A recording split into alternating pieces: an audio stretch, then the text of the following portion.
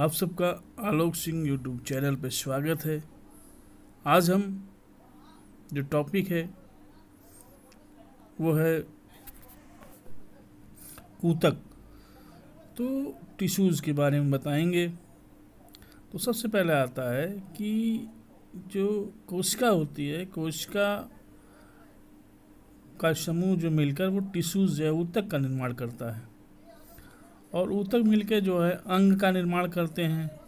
अवंग जो है अंगतंत्र का, और अंगतंत्र जो है वो मानव शरीर की रचना करता है। तो ये छोटे छोटे पार्ट जो है मिलकर ये सारी चीज़ें बनाते हैं। अब आता है कि ऊतक। ऊतक जो है हमारा दो प्रकार का होता है। पहला आता है पादप ऊतक, और दूसरा जो आता है वो जंतु ऊतक। तो हम आते हैं कि पादप या जंतु ऊतक में जंतु ऊतक क्या क्या हैं। तो जंतु ऊतक के बारे में हम कहेंगे कि जंतु ऊतक जो है वो निम्नलिखित इनके भाग होते हैं। पहला होता है कि एपिथेलियम ऊतक, दूसरा हमारा है संयोजी ऊतक, तीसरा पेशी ऊतक, और जो चौथा होता है वो है हमारा तंत्रिका ऊतक। तो जंतु ऊतक हम यहाँ देखें कि ये 4 प्रकार के होते हैं। अब आता है पहला एपिथेलियम ऊतक। एपिथेलियम ऊतक में हम कहते हैं कि यह सदैव महीन परतों में पाया जाता है। यह शरीर को ढकने तथा रक्षा प्रदान करने वाला महीन परतों का बना ऊतक है। एपिथेलियम ऊतक द्वारा शरीर की त्वचा एवं आंतरिक अंगों की श्लेष्मिक झिल्ली का निर्माण होता है, जैसे मुख गुहा, आमाशय, नासागुहा, फेफड़े एवं आंतों की जो है आंतरिक सतह एपिथेलियम ऊतक से बनी होती है। इस ऊतक की कोशिकाएं एक दूसरे से सटी होती हैं, अतः इनके बीच अंतराकोश की स्थान बहुत कम मात्रा में होता है। इस ऊतक को एक बाह्य रेशेदार झिल्ली इसके नीचे रहने वाले ऊतक से अलग करती है। आकृति एवं कार्य के आधार पर एपिथेलियम ऊतक को हम 5 प्रकार में बांट सकते हैं। पहला है पट्टीदार उपकला ऊतक। ये ऊतक त्वचा का बाह्यतम परत तथा मुख गुहा एवं नासा गुहा का श्लेष्मिक स्तर में पाए जाते हैं। ये ऊतक नियमित आकृति की चपटी कोशिकाओं से बनते हैं। ये ऊतक अपने नीचे स्थित अंगों को वायु आघात, कीटाणु, हानिकारक रसायनों तथा सूखने से बचाते हैं। दूसरा आता है स्थिर उपकला ऊतक। ये ऊतक त्वचा की आंतरिक परतों तथा नेत्र के कार्निया में पाए जाते हैं।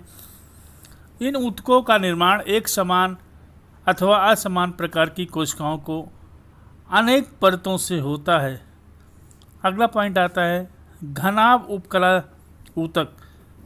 ये ऊतक लार ग्रंथियों में, गुर्दों तथा अन्य ग्रंथियों की वाहक नालिकाओं में पाए जाते हैं। इनकी कोशिकाएं घनाभ आकृति की होती हैं। ये कुछ ऊतकों का ये फिगर है एपिथेलियम ऊतक का। इसमें सभी प्रकार के एपिथेलियम ऊतकों का फिगर दिया गया है, जिसमें आपका एपिथेलियम ऊतक में पट्टीदार उपकला, स्तरित उपकला ऊतक, घनाभ का, स्तंभाकार का, रोभाम ग्रंथिल स्तंभकार उपकला ऊतक, ये सभी का फिगर दिया हुआ है। अब आते हैं नेक्स्ट पॉइंट पर। स्तंभकार उपकला ऊतक। ये ऊतक आमाशय तथा आंतों के भीतरी त्वचा में पाए जाते हैं। इन ऊतकों की कोशिकाएं लंबी, स्तंभाकार तथा बेलनाकार होती हैं। अगला आता है रोमाभ स्तंभकार उपकला ऊतक। ये ऊतक रोम सदृश होते हैं और शरीर के विभिन्न भागों में, जैसे श्वास नली, अंडवाहिनियाँ की भीतरी श्लेष्मिक झिल्ली की कोशिकाओं पर स्थित होते हैं। ये रोम निरंतर लहराते हुए नलिकाओं से गुजरने वाले पदार्थ को भीतर की ओर धकेलते रहते हैं। लास्ट है ग्रंथिल स्तंभकार उपकला ऊतक। इन ऊतकों को कोशिकाएं जो होती हैं वो स्तंभकार होती हैं, जिनमें कुछ बड़ी कोशिकाएं भी होती हैं, जिनसे जठर रस के समान विशेष रासायनिक पदार्थों का स्राव होता रहता है। कुछ नलिकाएं ग्रंथियां जैसे लाल ग्रंथि, श्वेत ग्रंथियों तथा आश्रु ग्रंथियों में इन कोशिकाओं के भीतरी स्तर पर रिक्तकाएं बनी होती हैं, जिनमें ग्रंथियों से स्रावित द्रव एकत्र होते रहते हैं। अब आता है कि एपिथीलियम जो ऊतक के कार्य क्या है। इसमें पहला है, यह शरीर को एक सुरक्षात्मक आवरण प्रदान करता है। दूसरा है, यह ऊतक चयनात्मक झिल्ली की तरह कार्य करता है, अतः इसे आर पार केवल आवश्यक पदार्थों का लेन देन संभव हो पाता है।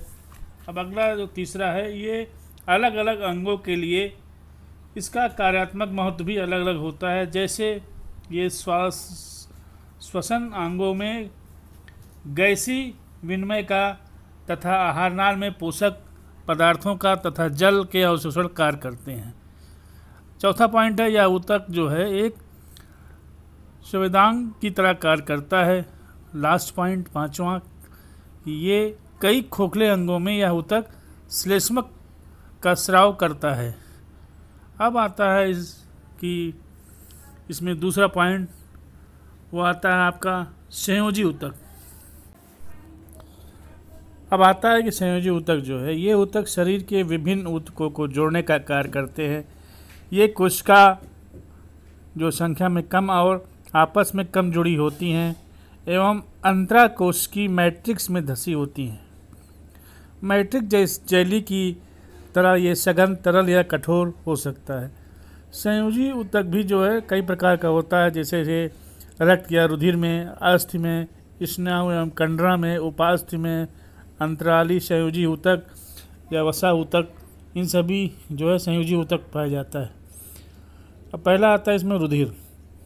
रुधिर जो है एक तरल संयोजी ऊतक है। इसमें एक बूंद स्लाइड पर लेकर सूक्ष्मदर्शी से देखने पर इसकी रचनाएं कुछ है निम्न फिगर में जैसे दिखाई देती हैं। रुधिर में एक तरल भाग मैट्रिक्स होता है जिसे प्लाज्मा कहते हैं। प्लाज्मा में लाल रुधिर कणिकाएं आरबीसी, श्वेत रुधिर कणिकाएं डब्ल्यूबीसी तथा प्लेटलेट्स निलंबित होती हैं। प्लाज्मा में प्रोटीन, लवण तथा हार्मोन भी होता है। रुधिर का जो कार्य होता है, या पचे हुए भोजन, गैसों, हार्मोन एवं उत्सर्जी पदार्थों को शरीर के एक भाग से दूसरे भाग में पहुंचाता है या शरीर के तापमान को नियंत्रित करने में सहायक होता है। अब आता है अस्थि। अस्थि भी एक संयोजी ऊतक है जो कंकाल का निर्माण करके शरीर को आकार प्रदान करती है। अस्थि फास्फेट्स, कार्बोनेट्स तथा ओसिन नामक प्रोटीन की उपस्थिति के कारण बहुत सख्त होता है। अस्थि में मैट्रिक्स में अस्थि कोशिकाएं धसी रहती हैं। अस्थि का जो मेन कार्य होता है, पहला है, ये शरीर के कंकाल का निर्माण कर शरीर को आकार प्रदान करती है। ये मांसपेशियां व शरीर के मुख्य अंगों को सहारा प्रदान करती हैं। तीसरा इसका अंतिम कार्य है, अस्थि मज्जा की कोशिकाएं रुधिर कोशिकाओं का निर्माण करती हैं। अब इसमें सी पॉइंट आता है अगला, स्नायु तथा कंडरा। स्नायु को दो अस्थियों को आपस में जोड़ने का कार्य करती है। स्नायु ऊतक बहुत लचीली एवं मजबूत तंतुमय ऊतक है। इसमें बहुत कम आघात्री होता है। कंडरा भी एक मजबूत और सीमित लचीलेपन वाला जो है तंतुमय संयोजी ऊतक है जो मांसपेशियों को अस्थियों से जोड़ता है। अब आता है उपास्थि। उपास्थि भी एक प्रकार का संयोजी ऊतक है। इसकी कोशिकाओं के मध्य पर्याप्त स्थान होता है। इसकी ठोस आघात्री मैट्रिक्स प्रोटीन और शर्करा की बनी होती हैं। यह अस्थियों के जोड़ों को चिकना बनाती हैं। उपास्थि कान, नाक, गले और श्वास नलिकाओं में पाई जाती हैं। अब आता है अस्थि और उपास्थि में क्या अंतर है। पहला है, अस्थि जो होता है कठोर होती है अर्थात इसमें इसे जो है मोड़ा नहीं जा सकता, जबकि उपास्थि मुलायम होती है, इसे मोड़ा जा सकता है। ये पहला अंतर है। दूसरा अंतर है कि अस्थि कैल्शियम व फास्फोरस की बनी होती है, जबकि उपास्थि यह प्रोटीन और शर्करा की बनी होती है। ये दूसरा अंतर है अस्थि और उपास्थि में। तीसरा है, अस्थि शरीर का आकार प्रदान करती है। उपास्थि दो अस्थियों के मध्य स्नेहक का कार्य करती है। तो ये 3 पॉइंट थे अस्थि उपास्थि का अंतर का। अब आता है अंतराली संयोजी ऊतक। ये ऊतक सबसे अधिक मात्रा में पाया जाता है। इसका मैट्रिक्स जेली सदृश पारदर्शी तथा चिपचिपा होता है। इसमें असीमित आकार की चपटी व बड़ी फाइब्रोसाइट्स तथा फाइब्रोब्लास्ट्स पाई जाती है, जिनमें मैट्रिक्स तथा तंतुमय प्रोटीन स्रावित होती है। अनियमित आकार के मैक्रोफेजेज कोशिकाएं हानिकारक, निरर्थक एवं मृत कोशिकाओं का भक्षण करती हैं। मैट्रिक्स में उपस्थित मास्ट कोशिकाओं हिस्टेमिन, हिपेरिन, सीरोटोनिन आदि स्रावित होते हैं। ये एलर्जी, जलन तथा सूजन आदि प्रतिक्रियाओं में भाग लेते हैं। इसमें अतिरिक्त मैट्रिक्स में प्रतिरक्षी का निर्माण करने वाली लिम्फोसाइट्स तथा वसा कोशिकाएं पाई जाती हैं। अगला है वसायुक्त ऊतक। वसा का संचय करने के कारण यह ऊतक वसायुक्त ऊतक कहलाता है। यह ऊतक त्वचा के नीचे और आंतरिक अंगों के मध्य उपस्थित होता है। इस ऊतक कोशिका वसा गोलिकाओं से भरी होती हैं। वसा संग्रहित करने के कारण यह ऊतक ऊष्मा का कुचालक होता है। यह झटकों व धक्कों से सुरक्षा प्रदान करता है। तीसरा आता है पेशी ऊतक। पेशियां लाल रंग की विशेष प्रकार की संकुचनशील प्रोटीन युक्त ऊतक है। पेशी ऊतक का निर्माण लंबी, सकरी, तुर्करूपी अथवा बेलनाकार, शाखाहीन एवं शाखामय संकुचनशील कोशिकाओं से होता है। ये शरीर का 40-50% भाग बनाते हैं। पेशी ऊतक मुख्यतः 3 प्रकार का होता है। पहला है रेखी पेशी ऊतक। इस पेशी ऊतक का आकुंचन जंतुओं की इच्छा पर निर्भर करता है, अतः इसे ऐच्छिक पेशियां भी कहते हैं। कंकाल से जुड़े होने के कारण इसमें कंकाल पेशियां भी किसको कहते हैं। रेखित पेशी को हम एपीमाइशियम भी नामक आवरण से घिरी होती है।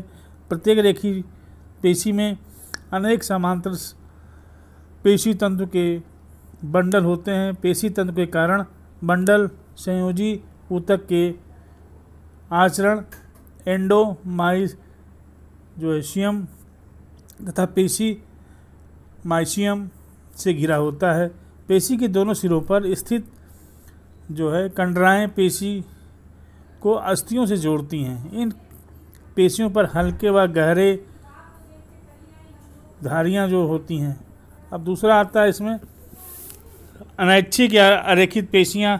शरीर में कुछ गतियों को हम अपनी इच्छा अनुसार प्रारंभ या बंद नहीं कर सकते, जैसे कि आहार नाल में भोजन का प्रवाह और रक्त नलिकाओं का प्रसार एवं संकुचन। इस प्रकार की गति शरीर में स्थित कुछ विशेष प्रकार की पेशियों द्वारा नियंत्रित होती है, जो कि अनैच्छिक या अरेखित पेशियां कहलाती हैं। ये पेशियां आँख की पलक, मूत्रवाहिनियाँ और फेफड़े की श्वसन में पाई जाती हैं।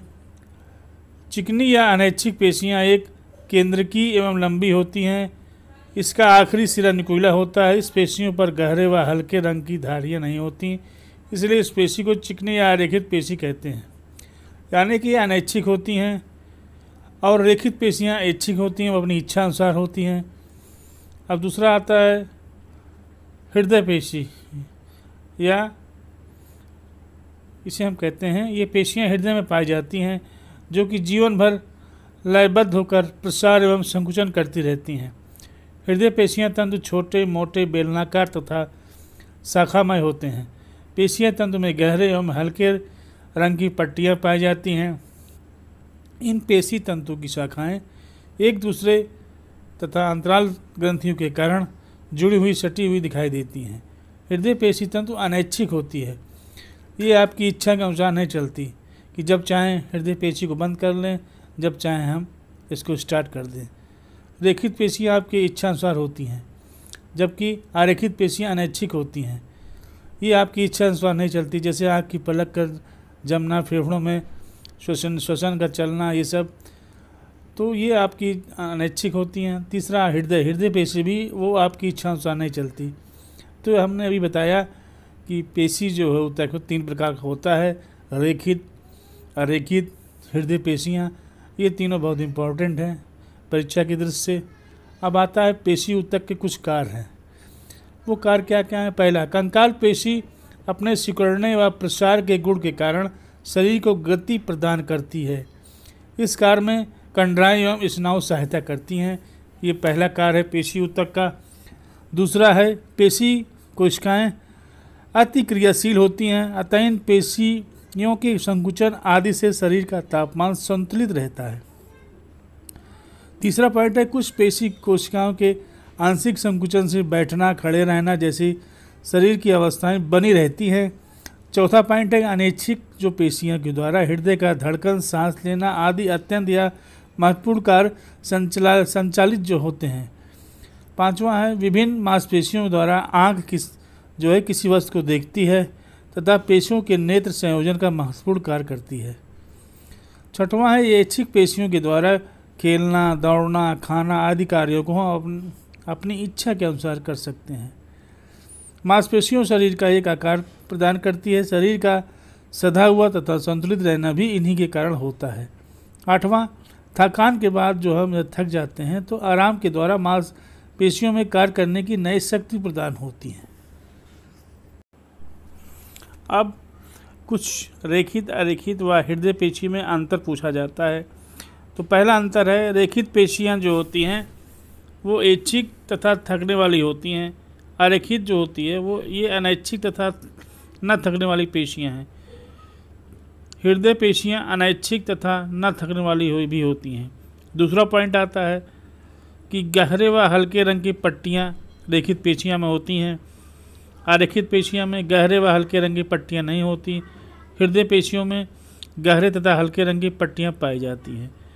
तीसरा है रेखित पेशियों में अंतर कि पेशी तंतु के चारों ओर स्पष्ट सार्कोलेमा होता है। अब आरेखित वाले में पेशी तंतु के चारों ओर साइकोलेमा का स्पष्ट आवरण होता है, हृदय पेशियों में नहीं होता। चौथा है रेखित पेशियों में ये बहु केंद्रिक होती हैं, आरेखित एक केंद्रीय होता है। हृदय पेशियां एक या दो केंद्रक होते हैं।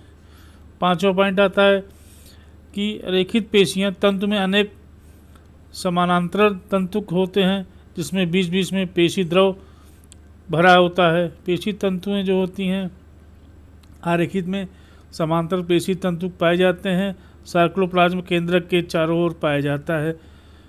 हृदय पेशियों में रेखित पेशी के समान ये भी होता है। छठवां पाए कि पेशी तंतु 2 से 4 सेंटीमीटर लंबे होते हैं, जबकि आरेखित जो है ये 100 से 200 माइक्रोन लंबे होते हैं। इसी तरह हृदय जो होता है पेशी ये 59 से 100 माइक्रोन लंबे होते हैं। तो ये 5-6 पॉइंट जो हमने अंतर बताया। अब लास्ट जो होता है वो कहलाता है तंत्रिका ऊतक।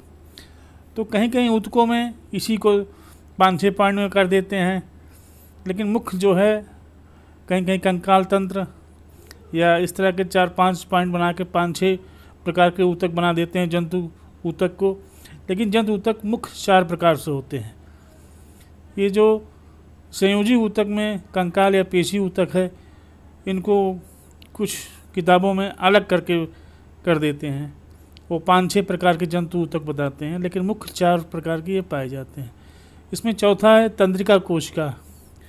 तो तंत्रिका कोशिका के बारे में बताते हैं यहाँ पे कि तंत्रिका कोशिका अत्यधिक जटिल व लंबी होती हैं। तंत्रिका कोशिका से निकलने वाले प्रवृत्ति को संख्या के आधार पर हम इन्हें एक ध्रुवी, द्विध्रुवी तथा बहुध्रुवी कहते हैं। तंत्रिका कोशिकाओं के जो निम्नलिखित भाग होते हैं, पहला है कोशिकाकाय। यह तंत्रिका कोशिका का प्रमुख भाग है।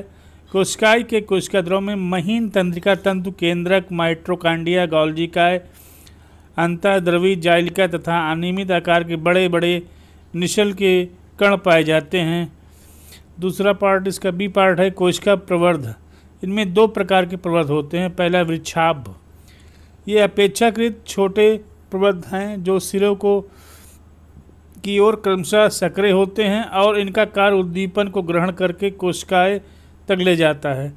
सेकंड इसका जो है अच्छ तंतु या तंत्रिकाच्छ, तंत्रिकाएं से निकला हुआ एक लगभग बराबर मोटाई का लंबा प्रवर्धक तंत्रिकाच्छ कहलाता है। इसमें अंतिम छोर पर या समकोण पर कुछ शाखाएं निकली रहती हैं। शाखाओं के अंतिम छोर पर गोल घुंडी के आकार के बटन होते हैं।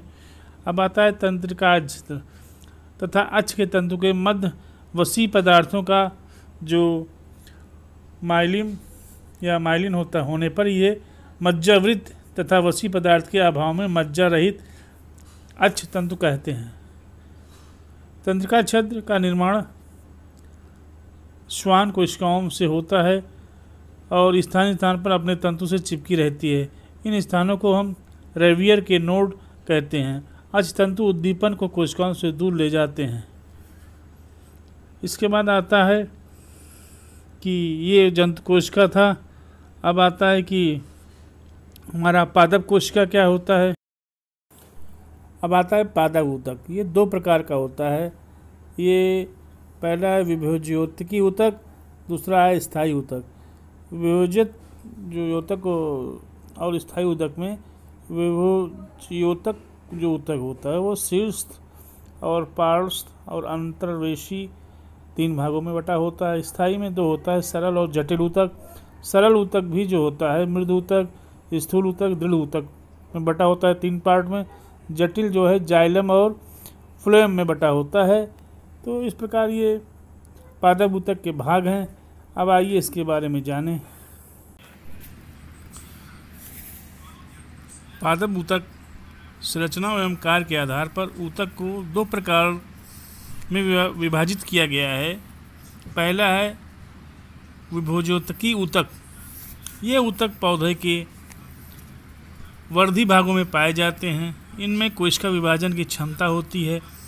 इनकी कोशिकाएं गोल, बहुभुजी तथा अंडाकार होती हैं। इनमें एक बड़ा सा केंद्रक उपस्थित होता है।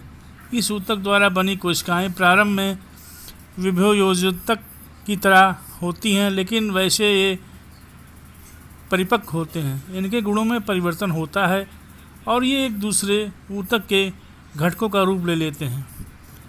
इसकी कुछ विशेषताएं होती हैं। इसमें पहला है ये कोशिकाएं छोटी तथा पतली भित्त वाली होती हैं और इनके बीच अंतराकोशिकीय स्थान नहीं होता।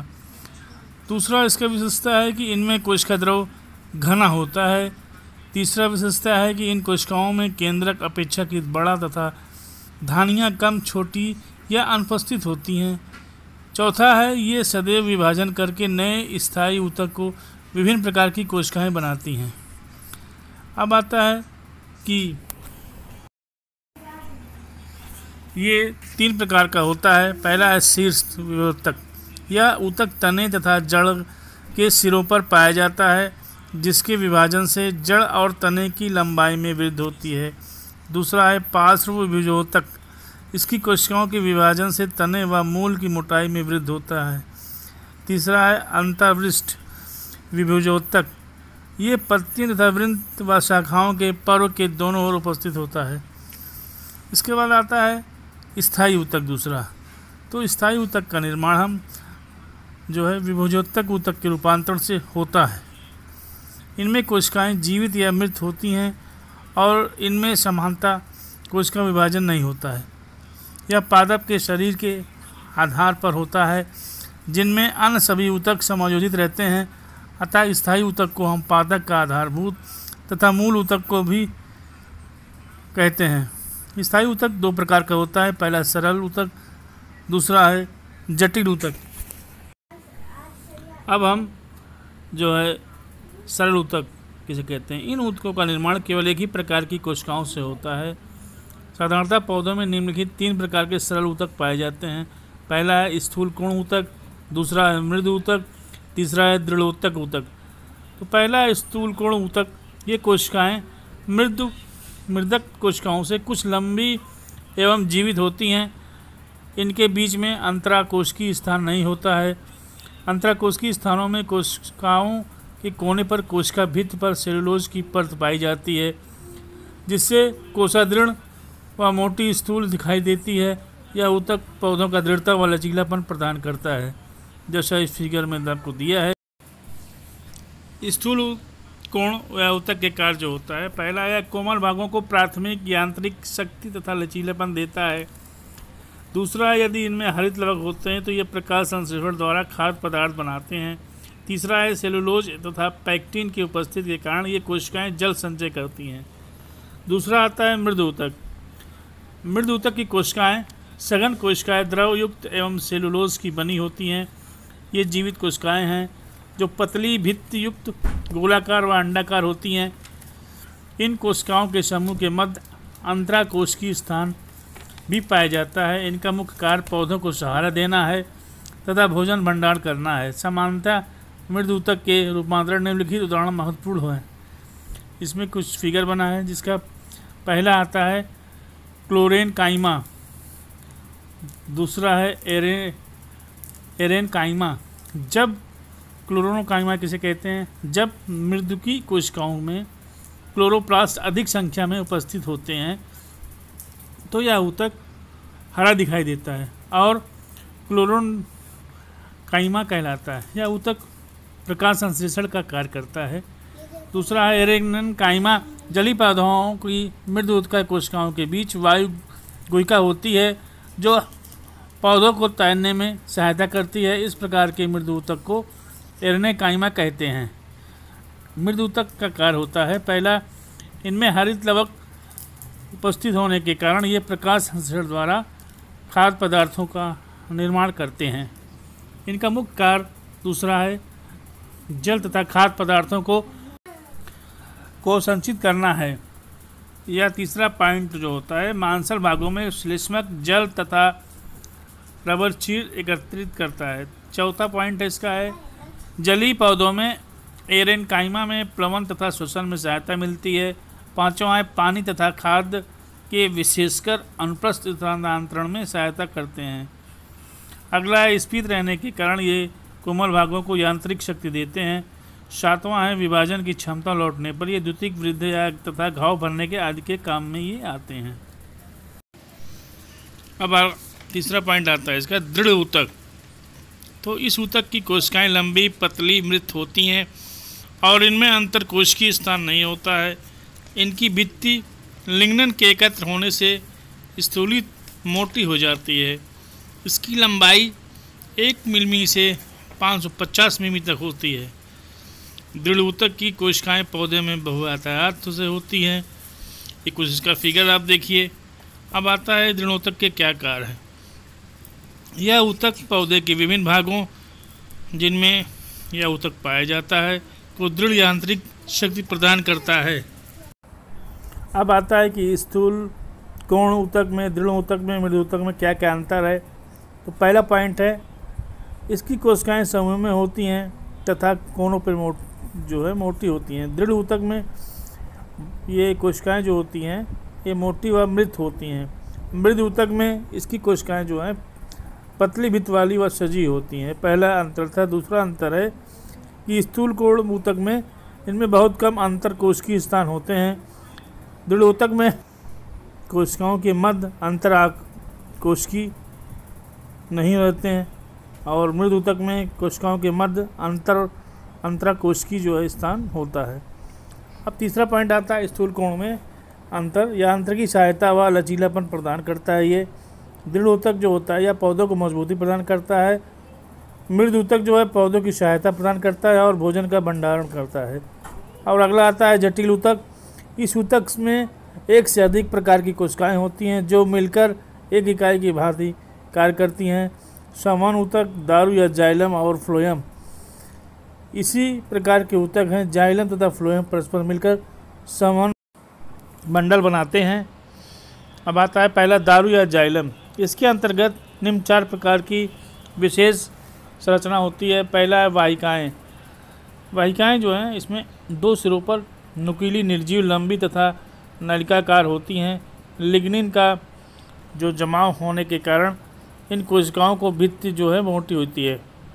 इसका कार्य होता है कि जल तथा घुलित खनिज पदार्थों को जड़ से पत्तियों तक पहुंचाना एवं पौधों के कोमल अंगों को सहारा प्रदान करना। अब आता है दूसरा कि ये वाहिनिकाएँ थीं। अब आता है वहिकाएँ क्या होती हैं।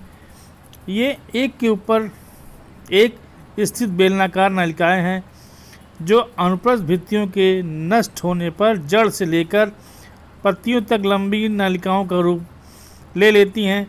इनकी कोशिका भित्ति पर लिग्निन के जमा हो जाने के कारण कई प्रकार का स्थूलन हो जाता है, जैसे वलयाकार, सर्पिल, सोपानवत, जालिकावत तथा गर्ती। इसका कार्य होता है वाहिकाओं का कि जड़ों द्वारा अवशोषित जल तथा खनिज लवणों को पत्तियों तक पहुंचाना है। यह पौधे का यांत्रिक शक्ति को प्रदान करती हैं। अगला आता है जाइलम पेरेन्काइमा। ये सजीव कोशिका होती है जिनकी भित्ति लिग्नन के जमाव के होने के कारण ये मोटी हो जाती हैं। इसका कार्य भोजन का संचय एवं दृढ़ता प्रदान करना है। अगला आता है जाइलम रेशे। ये निर्जीव दृढ़ोतक कोशिकाओं से बने होते हैं। इनका कार्य है ये पौधों को यांत्रिक शक्ति प्रदान करता है। अब आता है कि जाइलम के कार्य। जाइलम जो होता है इसमें उपस्थित कोशिकाओं की भित्ति मोटी एवं दृढ़ होती है, अतः यह ऊतक पौधे के भागों को यांत्रिकी शक्ति प्रदान करता है। ये पहला कार्य जाइलम का है। दूसरा, जाइलम मूलों द्वारा अवशोषित जल तथा लवण को घोल को पौधों के पत्तियों तथा अन्य भागों तक पहुंचाता है, अतः इस जटिल ऊतक को जल संवाहक ऊतक भी कहते हैं। दूसरा है फ्लोएम। फ्लोएम द्वारा पौधों की पत्तियों में तैयार खाद्य पदार्थ पौधे के विभिन्न भागों तक पहुंचाता है। यह 4 प्रकार की कोशिकाओं का बना होता है। इसमें पहला कहता है कि चालनी नलिका। ये नलिका सदृश रचनाएं वाली होती हैं जो अनेक कोशिका के सिरों पर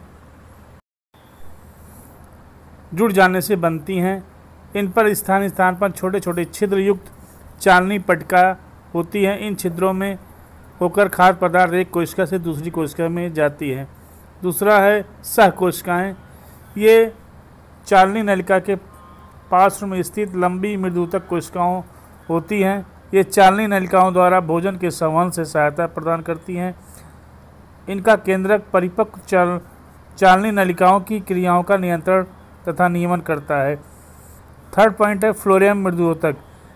ये कोशिकाएं जीवित एवं साधारण मृतक की तरह होती हैं। ये खाद्य पदार्थ संचित करती हैं। और चौथा पॉइंट आपका आता है फ्लोएम रेशे। ये पौधों को यांत्रिक शक्ति प्रदान करने का दृढ़ोतक रेशे होता है। तो हमने यहाँ पे आपको जंतु ऊतक और पौधे ऊतक या पादप ऊतक के बारे में हमने बताया। यदि आपको ये वीडियो पसंद आया हो तो लाइक, सब्सक्राइब और अन्य ग्रुप पर शेयर करें, क्योंकि सब्सक्राइब करने से हमारा उत्साह बढ़ता है और आपको हम नए नए वीडियो प्रदान करते हैं। और लाइक करने पे एक प्लेलिस्ट आपका बन जाएगा। आप अन्य वीडियो भी हमारा देख सकते हैं और इससे संबंधित अन्य वीडियो देखने के लिए आप हमारे प्लेलिस्ट पे जाकर सारे वीडियो आप देख सकते हैं।